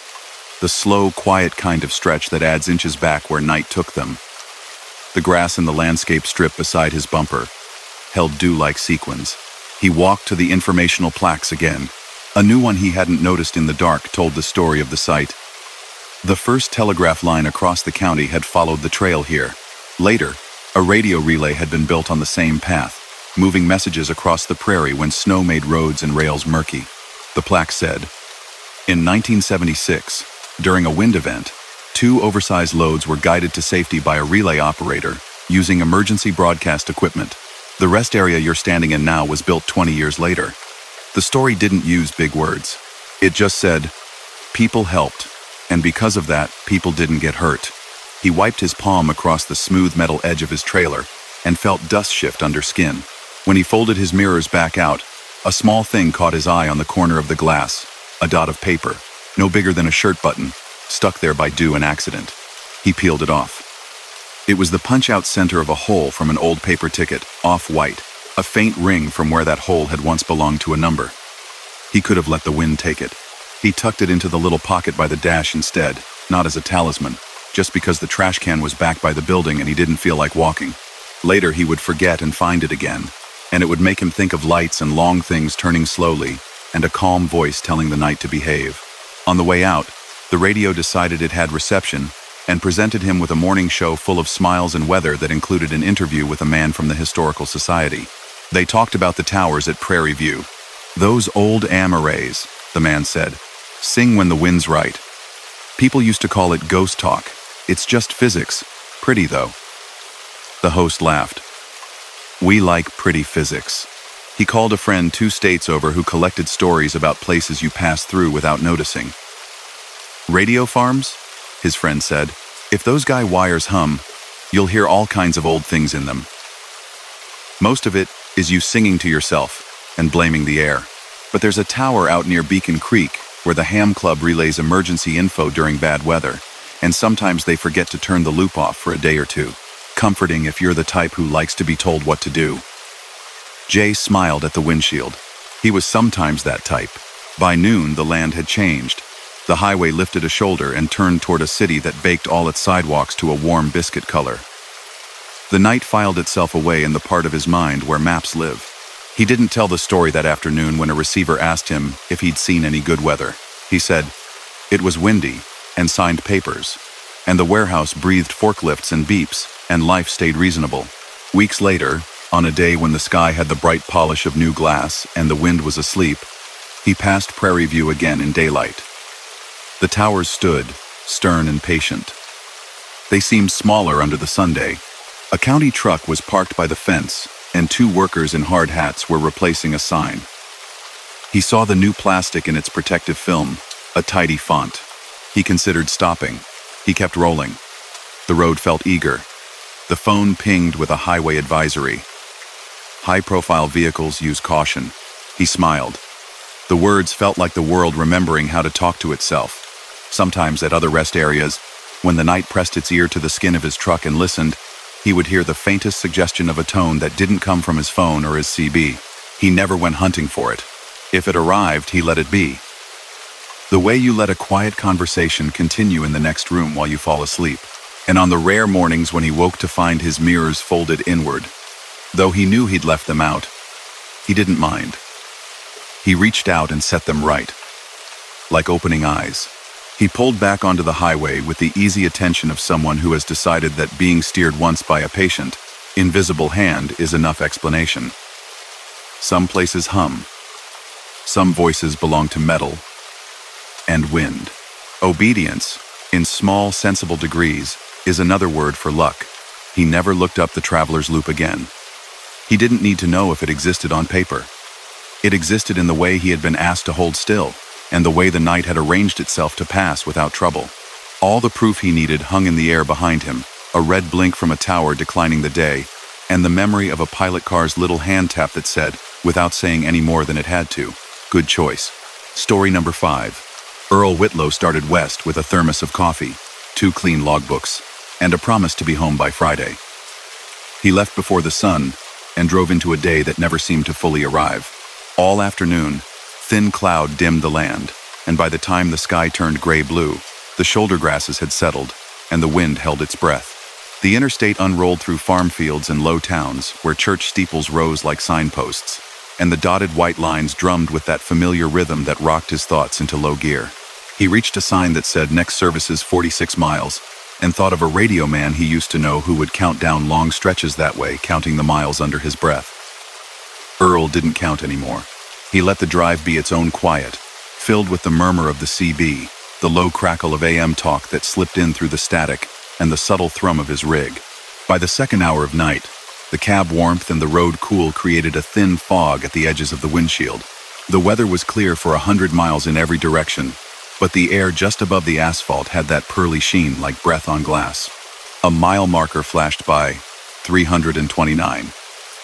He noted it, not because he needed to, but because he'd learned over the years that noticing things was part of staying safe. He reached for the thermos, took a sip, and watched the road bite into the horizon. A minute later, another green post rose in the beams. 329. He glanced in the mirror. Maybe the last one had been 328, and he'd misread it. The lights in his cab were turned down, and numbers sometimes played tricks. He passed a billboard for a fireworks warehouse closed for the season. The paper peeling back to show a smaller ad underneath for feed and seed. The radio hissed, drifted to a country station, then back to hiss. The next marker came up. Samba Arshizio. He said the number aloud without thinking. He wasn't superstitious. He believed in maintenance, and in watching his mirrors, and in not pushing past when the body wanted rest. He believed in time, in how a thing repeated could be measured until it made sense. He kept his speed steady, and his hands easy on the wheel. The CB came alive with a voice that sounded half asleep and half somewhere else. Anybody westbound on 40? You seeing this fog? Earl thumbed the mic. Westbound and clear, just a little shimmer on the ground. The voice answered after a long moment. Feels like a dream, doesn't it? Earl smiled despite the hour. Every night, he said, and let it go. Up ahead, a rest area sign promised coffee and vending machines. A pair of taillights drifted toward the exit, then reconsidered, slipping back onto the highway like a fish returning to deep water. Earl planned to stop, stretch his legs. The next marker rose, bright in the low beams. Sanbai Arshizio. He exhaled, a thin laugh through his nose. The line of trees on his right had changed taller, thinner, a little darker. He told himself the numbers were off, or his mind was folding time to make the drive gentler. A kind lie, said his gut. He checked the odometer and rubbed his thumb over the ridge in the wheel where the leather had worn smooth. The numbers on the dash turned without hesitation. The truck was moving. He was moving. He took the rest area exit anyway. The ramp curved through pines to a lot washed in pale light. It was a clean place, not new, but cared for. He parked among 3 other rigs, each engine ticking as metal cooled. Somewhere, a vending machine hummed, and a brittle flag trembled on a short pole. Earl stepped down, thick boots on pavement, and felt the cool of the night on his face like a hand. The sky overhead was starless, like the clouds had settled just above the lot. Inside, the restroom was bright with that soft fluorescent glow that bleaches the edges of things. A man at the sink nodded to him, a neatly dressed older traveler with a tie loosened at the neck, his eyes sun-tired but kind. Earl washed his hands, took his time, looked at his own reflection, and saw what he always saw. A middle-aged man with a steady jaw and a gration, dusting of salt at his temples. A person who spent more hours watching road than he did watching faces. In the vending area, the coffee machine had a laminated sign. Hot beverages available but pour slow. He chuckled, fed coins in, and the machine chuffed. A uniformed attendant in a thin jacket pushed a mop down the far corridor. The radio on the attendant's belt whispered a phrase Earl couldn't quite catch, something about miles. The attendant turned, smiled without showing teeth, and said, "Careful. It can be slick by the door." Earl nodded, lifted the steaming cup, and walked back out into the night. The lot had a gentle slope he didn't remember, and the pines pressed closer than they had a moment before. He checked the sky again, looking for a single star just to punch a hole in the cloud. Nothing. He leaned against the grill, feeling the old comfort of his truck's presence, the way it anchored him in any place. A car glided into the lot, a red station wagon that looked like it belonged to a different decade. It circled once, its headlights glancing off the map sign, then parked near the building. A woman in a long coat stepped out and stood next to the vehicle, eyes on the tree line, as if she were listening for something. She didn't seem bothered. She simply listened then, after a moment, got back in and left. Earl sipped his coffee and checked the time. He decided to push on. The next town was not far, and there was an all-night diner where the night manager would warm a slice of pie and pretend not to worry about the hour. He climbed in, settled the cup, and rolled forward, the exit ramp joining the interstate with a slow merging line. The highway welcomed him back like a river that agreed to carry him a little farther. The air was the same, the lines were the same, the far field lay like a silver lake under the sky. He felt something relax in his shoulders. The next mile marker rose out of the night. Sambe Arshadzio. He didn't curse.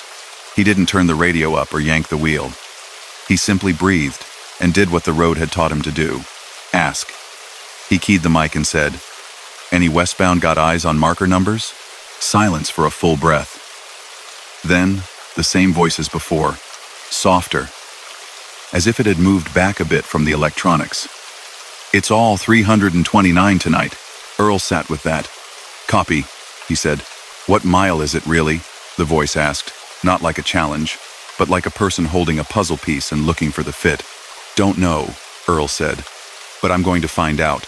He drove at a steady 60, kept time with the rhythm of his turn signal before letting it go quiet. The billboard for the fireworks warehouse rose again, paper peeling to reveal the feed and seed sign. He watched the rip in the paper more closely this time. There was a shape under it. He hadn't noticed the outline of a smiling cartoon rooster holding a clock that had no hands. He felt it then. Not fear, not the thrill that some chase when they talk about haunted places. He felt the small, practical alertness he felt when a trailer pulled a half-inch too close in a tight dock. It was the sense that something, somewhere, was leaning at a degree that didn't match the world he knew. And that meant he needed to do the simplest thing: change something. He took the next exit earlier than he had planned, not to stop, but to alter the pattern. The ramp rose toward a dark overpass. He knew the geometry of these interchanges, the curve, the merge, the way the sound of the engine bounced off concrete. He took the circle ramp that looped back onto the highway eastbound. Eastbound, the air was the same. The trees, the fog sheen low over the asphalt, the same billboard with the rooster smiling behind layers of outdated paint. Eastbound, a mile marker rose. Sambe Arshadzio. He laughed then, a single warm sound that kept his breath from catching. He spoke aloud, not to anyone, not to any radio or cloud, but to the cab itself, to the seat that had held him through storms and silent stretches. "All right," he said. "If that's how it is, then we'll try something else." He turned the radio down to a whisper, low enough that voices became a texture. He rolled down the window an inch and let the night air slip in. He watched the headlights sweep the next patch of road, the next sliver of shoulder, the next pale green of sign. He waited for the marker and, just before he reached it, at the edge of the painted numbers, he blinked slowly and didn't look directly at it as it passed. He counted the breaths between signs out loud, softly. 1, 2, 3, 4, 5. He counted longer than he'd expect for a mile at this speed. 6, 7, 8. The next post rose and passed with his eyes on the far dark. He felt a small shift. Or maybe it was only the thought of a shift, which often felt like the real thing before the evidence arrived. A train somewhere in the distance blew a horn. A single tone stretched thin in the night. Trains made him feel better. They were anchors too, men and women up late for their own reasons. Steel on steel. A glow appeared on the right, a gas station beyond the trees. Not the rest area. This one had a low-lit canopy and a tall sign whose numbers had been taken down so that the board looked toothless. Earl signaled and pulled off. The station was there. It was real enough to see the moths working the lights, the way the glass door had a crack spidering from the handle to the corner. Inside, a young clerk in a faded team shirt restocked the coolers with a practiced easy motion. Earl stepped in, bell chiming, and the clerk glanced up with a quick, friendly look, the kind that said, "You okay? You good out there?" "Evening," the clerk said. "Evening," Earl answered. He glanced at the wall clock. Its hands pointed to numbers that weren't there. A cheap novelty. He smiled at himself for noticing everything tonight. He bought a pack of mints and a bottle of water and stood there a moment longer than he needed to, listening to the hummed music that the store used to fill time. It wasn't a song he recognized, just notes that lifted and fell like a tide. "Road treating you all right?" the clerk asked. "Road's got a funny sense of humor tonight," Earl said.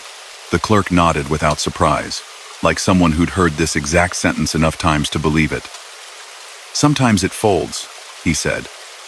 And the words came out as casually as a weather report. "Best thing is to keep doing what's true." "What's true?" Earl asked. "Lights east," the clerk said. even if you can't see it. And the northbound is always colder than the southbound, but you knew that. Oh, and when you count, don't name the numbers.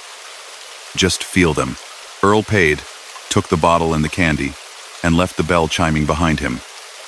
Back in the cab, he sat a second with his hands on the wheel, feeling the impressions of 1,000 other holds.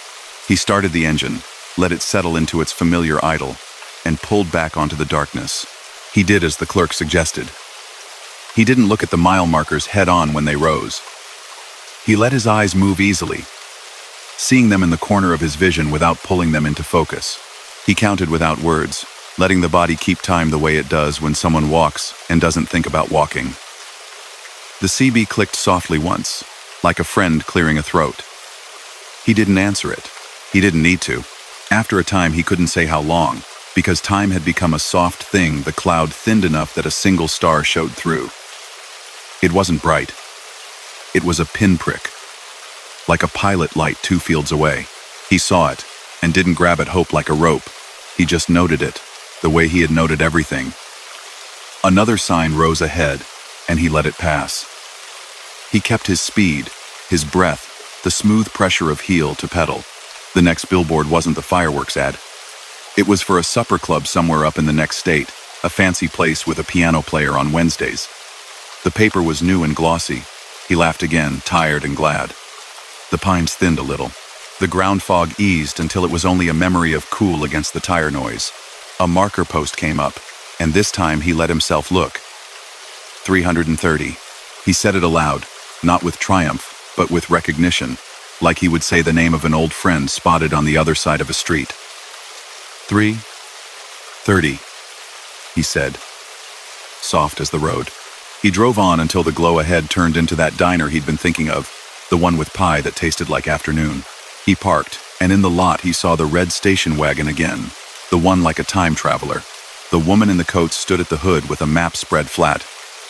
She looked at him and smiled, and he lifted a hand in a shared acknowledgement of both the hour and the puzzle of moving through it.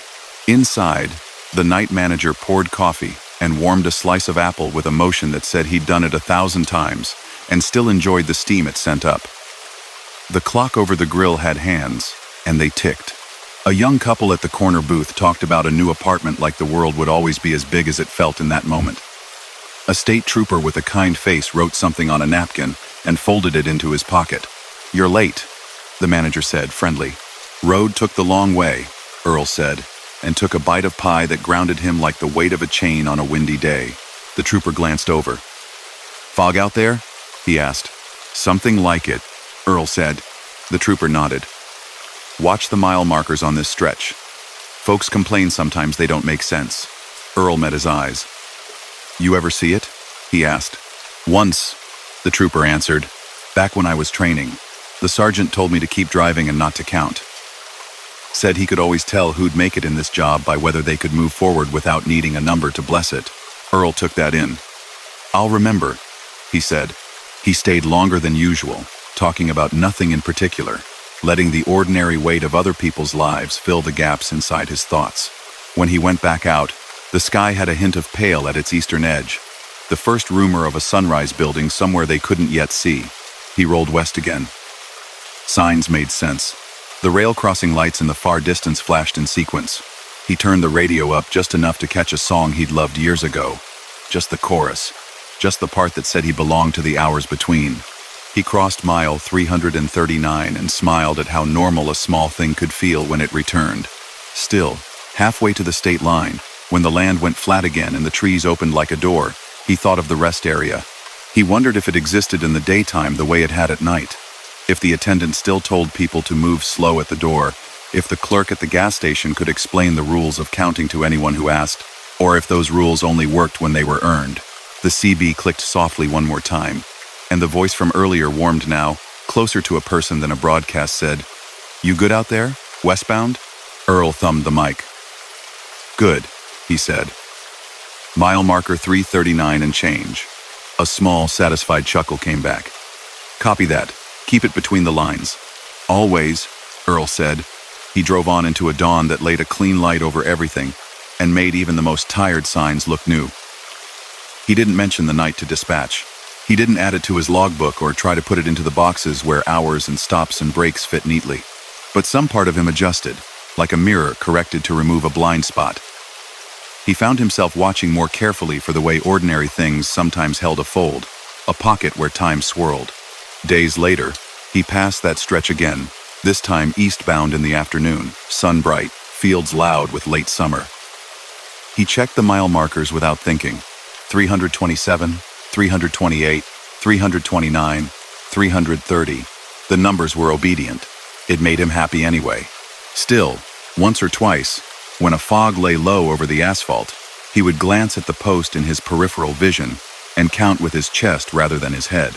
And now and then, at a lonely hour when the road held its breath, he would see a red station wagon in a lot, and a woman studying a map that might not show roads everyone took, and he would lift a hand, and she would lift one back.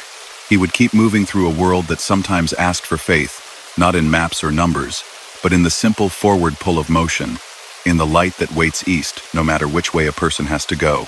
Because some nights, the highway folded quiet around him and made the world small enough to hold like a breath. And if the mile marker rose with a memory attached, he let it pass at the edge of his sight the way a person lets a worry drift across the window and away, trusting that the road would unfold true again, and that he would find his place upon it, steady hands, steady eyes, steady line through the dark. Story number 6. Mara de Leon took the detour without thinking much of it. A message pinged across the tablet clipped to her dash rock slide ahead. Expect delays. Use State Route 18. She'd driven longer detours for smaller reasons. The reefer hummed a steady cold behind her, loaded with salad greens for a distribution center that never slept. The night wasn't dramatic. It was that unassuming kind of dark that made taillights seem like company, and the truck's interior like a small room she knew better than anything. She eased down the ramp and onto the 2-lane, watched the interstate's sodium glow fall away in the mirrors, and felt the difference in the asphalt through the wheel. The new road moved like a back porch step sound, but with a whisper of flex. Her father had taught her to listen for that. Pay attention to the way a deck shifts under a person's weight, he'd said, not to scare you, but because it tells you something. Back then, he'd driven a blue cab over with a squeaky bunk. Years later, when he died, she inherited the habit of hearing the world in small ways. She learned to notice the smell of hot brakes before a mountain grade, the tone of a crosswind against a mirror frame, the faint click a trailer door made when it was truly latched. State Route 18 wandered through low hills and open pasture. Old mailboxes leaned toward the road like they wanted in on the conversation. Here and there, a porch lamp burned by a farmhouse. The radio offered an AM station talking about high school scores and a lost dog. When she clicked over to the CB, the channel was quiet, but for the faraway glow of someone's laughter, the way it sometimes stuck around like heat in the dash long after the person had passed. On the right, a sign appeared. Way station, 2 miles all trucks must enter. Mara slowed a touch. At this hour? She glanced at the transponder on her windshield. A listless rectangle that had flicked green more often than red, but that had surprised her on sleepy nights. It stayed asleep. The sign repeated. Way station 1 mile open. The building came into view like something preserved in amber. Brick could have looked new if not for the way the mortar darkened in a certain rain pattern. The canopy lights glowed a little warmer than modern LED, the kind of gold a person sees in old photographs. The open sign wasn't neon. It was a backlit panel with a dependable insistence. She felt the small tug of obligation, the way those signs always reached past convenience, and touched the part of a driver that wanted to do it right. She hit her turn signal, rolled down a gear, and followed the arrows. The approach lane had fresh paint, white lines clean and bright, reflective beads catching her headlights and returning them like a nod. On the left, a row of scales slumbered under metal covers. The main live scale sat under the canopy. She pulled onto it slowly, let the truck settle. A red light glowed. The intercom popped, adjusting to itself. Then a voice came through, calm and crisp, neither friendly nor unkind. Driver, hold position. Parking brake set. Hazard lights on. Mara did as told. She watched the needle on her air gauge dip and come back. The hazard click-talk filled the cab like a second heart. She waited for the predictable next line, pull around for a level 2, or give me your paperwork, or, if Grace was thick that hour, you're good to go. The red light didn't blink. The intercom spoke again. Pull forward to Bay 2 for inspection. There were 3 bays. The numbers were hand-painted with a neat hand, black on white, a style that felt older than she was.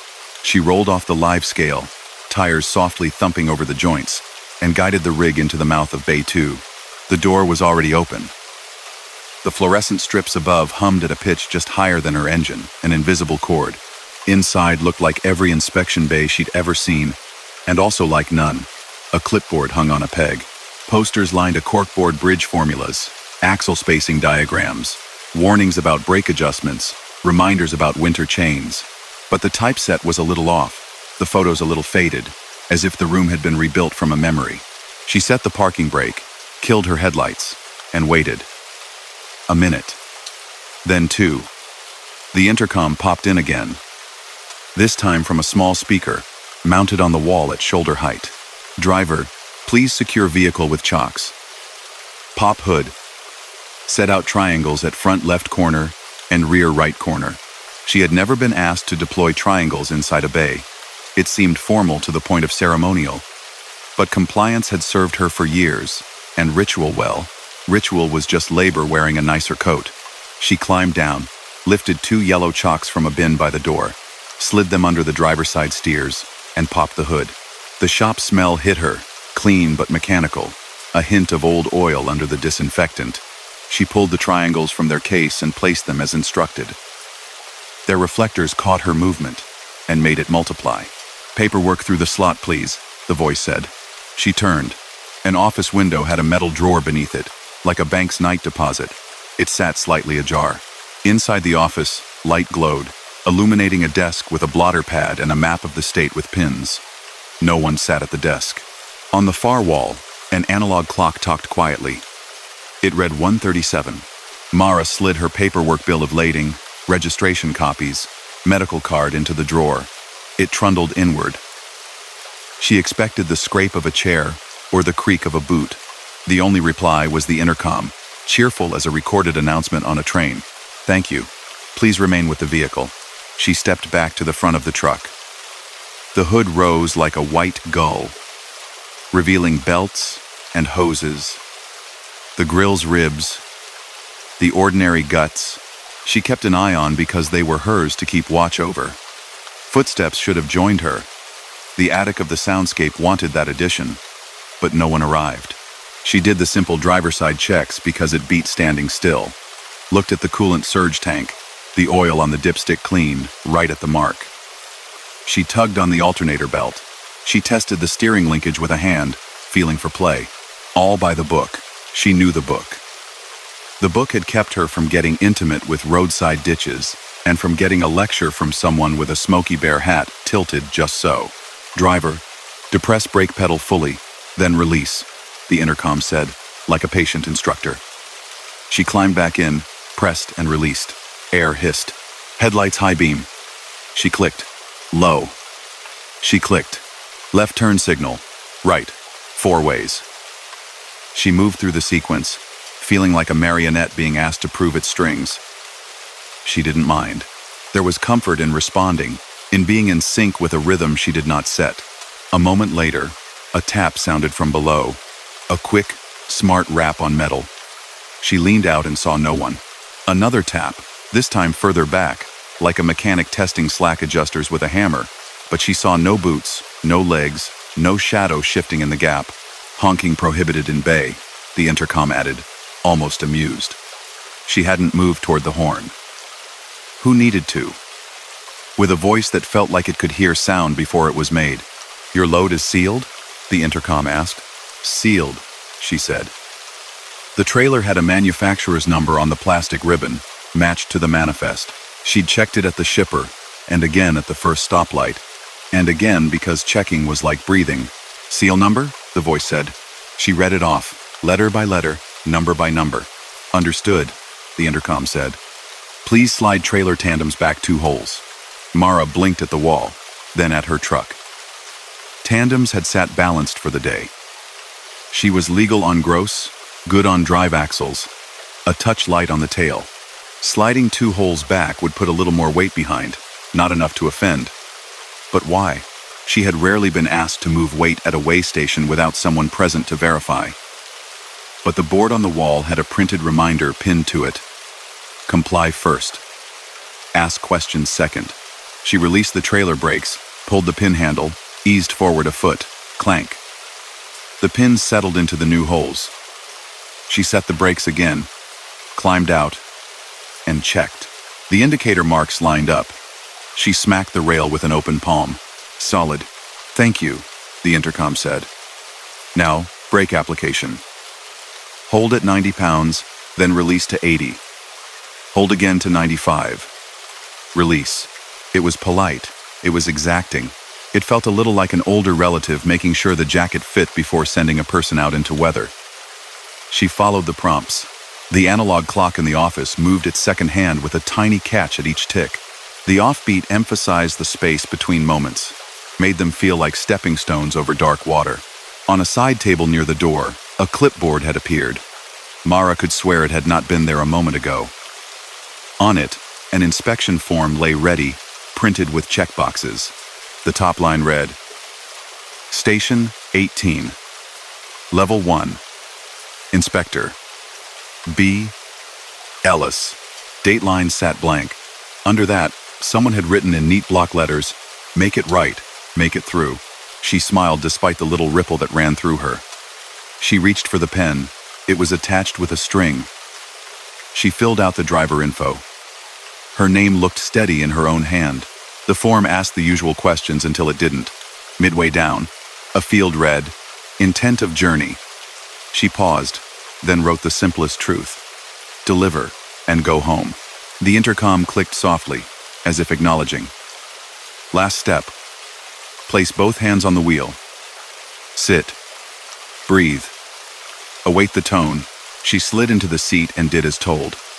Her fingers dove into the smoothness of the leather where thousands of miles had polished it.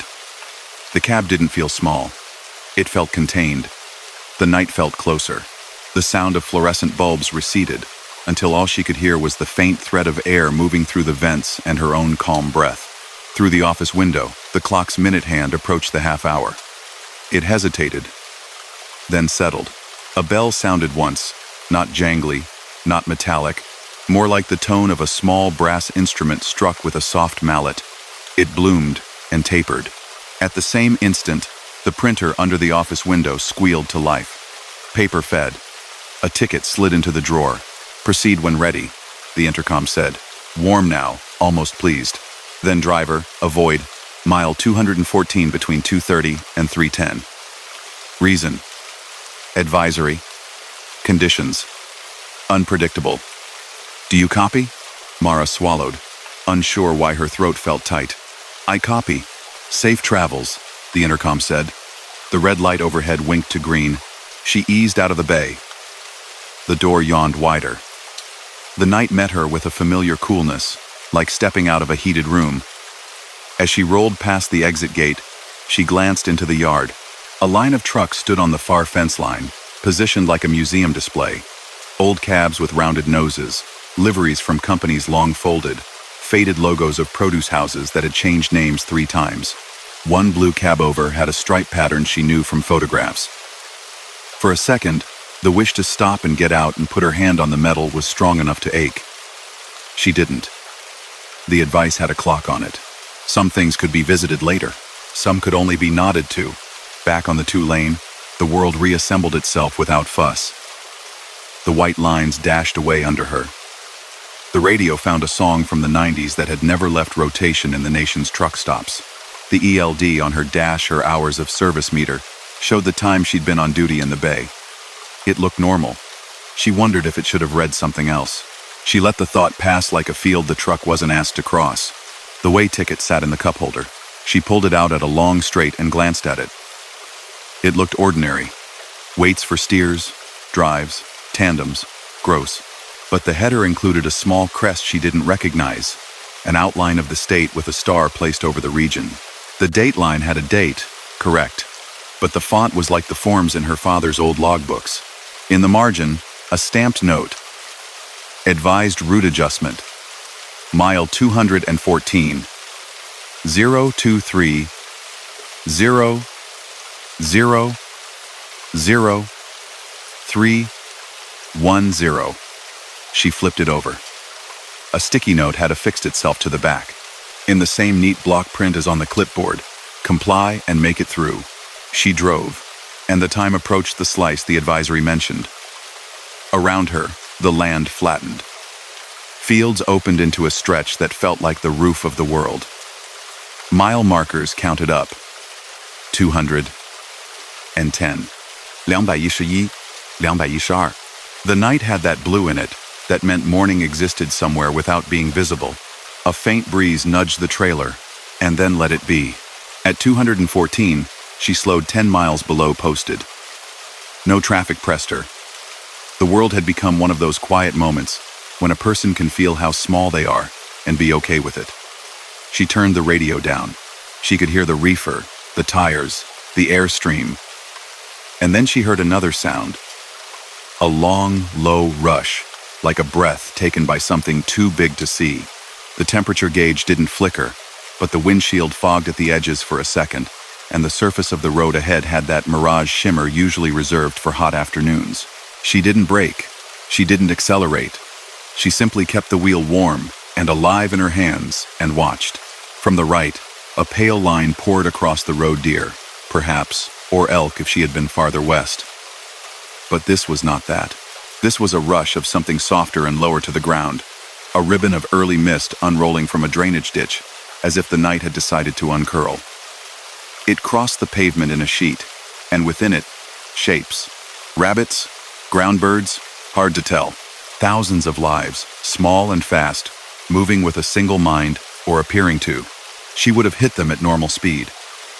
She would have scattered them and then driven the next hour with a weight in her chest that would not lift. Instead, she rolled through at a pace that let them pass like a lane change she had planned for. The flowing line parted along the center line and joined again behind her. In the mirror, it looked like the night closing a zipper. Past that, the air opened again. The advisory window ended. She looked at the clock. It read 3:12. The radio found a call-in show about dreams and numbers. The host laughed gently at something a caller said, and the sound felt like clatter settling in a bed of straw. At the next all-night fuel island, she pulled in. Light stung pleasantly after the long dark. Coffee steamed in the hands of other drivers. Conversations hovered just above the level of pumps. A man with a baseball cap that had seen better days leaned on a shopping cart filled with windshield wash and jerky.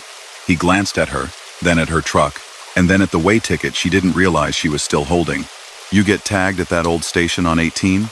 He asked casual. Mara weighed her words. "Stopped in," she said. The man nodded. "Easy. That place been closed for, I don't know, 10 years? They built it new out on the bypass. People still swear the old one lights up sometimes. I think